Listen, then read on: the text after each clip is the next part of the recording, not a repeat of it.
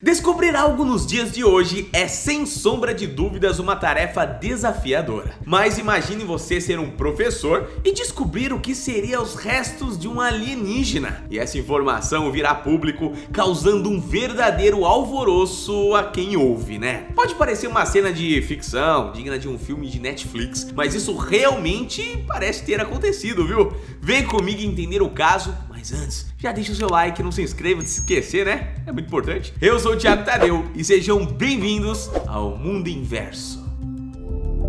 A descoberta do México. Como eu disse na introdução, uma descoberta recente realizada pelo pesquisador de cultura antiga Pablo Henrique, que atua ali no México, né? Teria supostamente encontrado o que seria uma múmia alienígena. Nas exatas palavras proferidas pelo pesquisador, ele disse isso aqui, ó: nós encontramos um enorme crânio próximo ao que parece ser um grande esqueleto de um corpo alienígena. A sua descoberta foi publicada em revistas e jornais locais. Porém, a história só acabou ganhando uma grande comoção somente quando ela passou a ser compartilhada e divulgada massivamente em escala global. Isso depois, né, que viralizou na internet. Antecedentes. Antes da gente poder dar razão às ousadas afirmações feitas por Pablo Henrique, é importante que a gente saiba quem é esse pesquisador, né? Afinal de contas ali, Pablo Garcia é um pesquisador que tem uma pós-graduação na Universidade Nacional Autônoma do México e nas universidades do estado de Guerrero e Morelos, também sendo ganhador do prêmio Microfone de Ouro da Câmara dos Deputados da Cidade do México. Além disso, Garcia Sanches é um grande pesquisador entusiasta dos fenômenos dos OVNIs e destina a boa parte da sua pesquisa em tentar desvendar se realmente existiu um contato entre povos antigos e criaturas extraterrestres em algum momento aqui do passado. De acordo com ele, os restos em questão, que viralizaram no mundo todo, foram encontrados em uma tumba religiosa, cercada de artefatos antigos em uma mina perto da cidade de Texco, sendo que todas as escrituras e marcações daquela civilização não batem com nenhum outro povo nativo do México. Ou seja, meus queridos, Sanches acredita que esse povo pode ser supostamente uma sociedade e cultura que desapareceram há muito tempo e a humanidade não tinha conhecimento e muito menos encontrado seus sítios arqueológicos. A múmia. A suposta criatura alienígena que Pablo Henrique tanto fala é bem estranha para os nossos padrões de mumificação. Isso porque, de acordo com a descoberta realizada pelo pesquisador, essa criatura parece uma espécie de humanoide com um corpo alongado e pernas dobradas, a qual Pablo passou a nomeá-la de Citautemini, que numa tradução literal bem direta ali significaria algo como irmão das estrelas. Mas será que essa criatura é real ou talvez alguém tentou enganar Pablo? Ou Pablo tá trazendo algo aí? Vamos entender melhor, né, o que tá acontecendo por trás disso, tá bom? Citautemini. Essa múmia definitivamente não possui uma aparência que lembre como de um ser humano, já que, para começar, ela possui apenas 4 dedos em cada mão e pé. Já o seu crânio possui um formato completamente diferente do nosso, sendo muito estranho, tornando ali até difícil de ser descrito com facilidade, parecendo um monstro de ficção científica que também pode ser geralmente extraterrestres, né? Na sua mandíbula podemos encontrar dentes bem diferentes dos nossos, que estão completamente afiados, e os seus lados estão marcados por um padrão geométrico que foi riscado no osso, o que não dá para saber se isso foi feito antes ou depois do falecimento da criatura. Um detalhe que chama a atenção na cabeça dessa criatura é o topo do seu crânio, que é bem mais alongado, o que faz com que as fotos que foram divulgadas chamassem muita atenção. Porém, nem todos os internautas estavam ali apoiando essa ideia. Contrapontos. Bom, eu já contei essa história aqui no canal, mas foi num vídeo relativamente antigo, então eu acho válido a gente recontar aqui para aquelas pessoas que não estavam aqui no canal ou simplesmente não viram a publicação. Aliás, se você já ouviu falar dessa história, deixa aqui nos comentários, tá? Bom, durante o período das grandes navegações, os europeus, principalmente os espanhóis, entravam em contato com diversas civilizações nativas das Américas, sendo que em muitos casos eles acabaram tendo interpretações confusas das suas práticas e histórias. Um exemplo disso é uma cultura que eles encontraram coleções de crânios pequenininhos corpos ali que lembravam de humanos, mas eram completamente diferentes e também minúsculos. Alguns exemplares desses crânios foram levados de volta para a Europa, onde eles acreditam profundamente que aqueles objetos se tratavam de provas convictas do que as Américas eram habitadas por fadas e que os nativos as enfrentavam constantemente, tendo ali essa coleção como uma espécie de troféu. Aliás, se você não consegue entender como é que alguém acharia uma coisa feia dessas uma fada, você está levemente desinformado sobre qual é a real lenda das fadas, tá? Não são como a Sininho e a gente tá acostumado a ver por aí.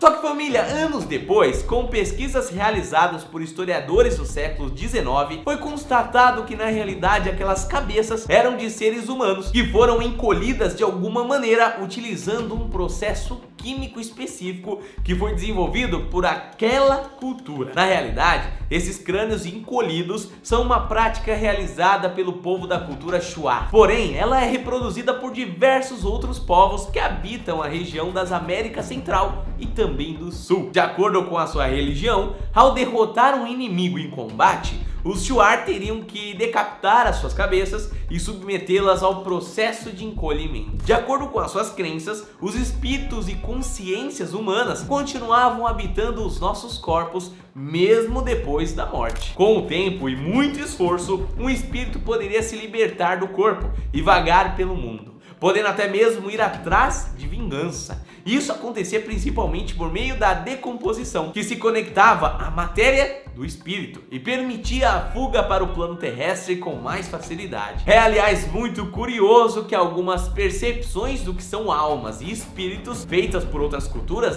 como a japonesa, e contam com muitas semelhanças a visões desses povos, como por exemplo a permanência dos nossos espíritos no mundo, que podem ficar presos em busca de vontades e desejos, como a vingança. É muito curioso isso aí, não acha? Bom, desse modo, para esse povo, ao decapitar a cabeça de um adversário e reduzi-la a um tamanho ali por meio de um ritual, você estaria de certo modo aprisionando o espírito daquele guerreiro derrotado no crânio encolhido, que passaria a ser carregado por você como uma espécie de talismã. Com isso, o guerreiro vitorioso garantiria que o espírito derrotado permanecesse eternamente aprisionado no crânio, sendo incapaz de se libertar do corpo, já que a cabeça jamais iria se decompor por completo. Esse processo de mumificação não é algo tão distante do realizado pelos egípcios e os faraós ali, mas nesse caso, por conta do encolhimento, muitas pessoas acabaram se confundindo e imaginando que essas cabeças pequenininhas não pudessem ser de seres humanos, até porque eram muito pequenas, Agora, quando aplicamos essa ideia na descoberta realizada pelo pesquisador mexicano,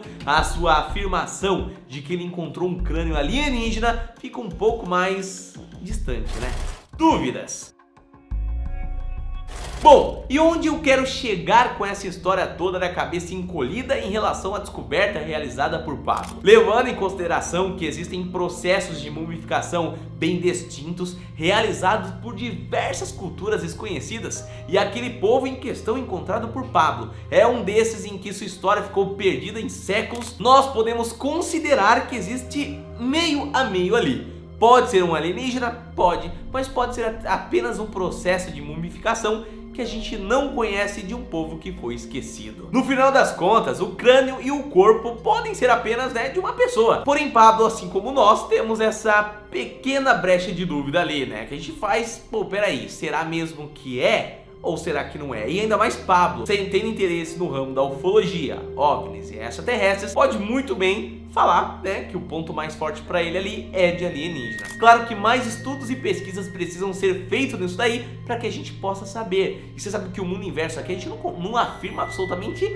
nada, a gente traz os fatos e expõe. A questão da afirmação perante algo que a ciência ainda não consegue explicar para nós é algo muito pessoal, Crânio de porco.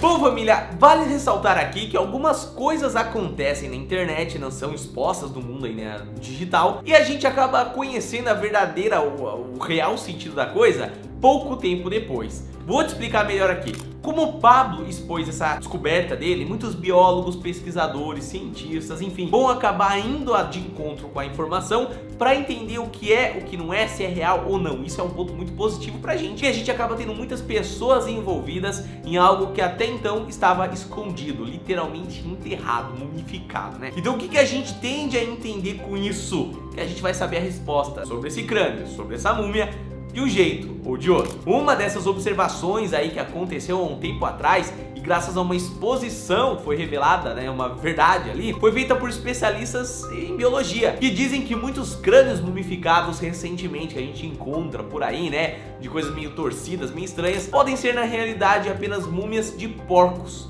E crânios meio deformados e fora do padrão do que a gente conhece pode ser apenas uma cabeça de porco gigante que existiu há um tempo atrás, provavelmente até um javali. Então é isso, família, compartilha esse vídeo com quem curte o assunto e você sabe o de sempre, a gente se vê no próximo vídeo.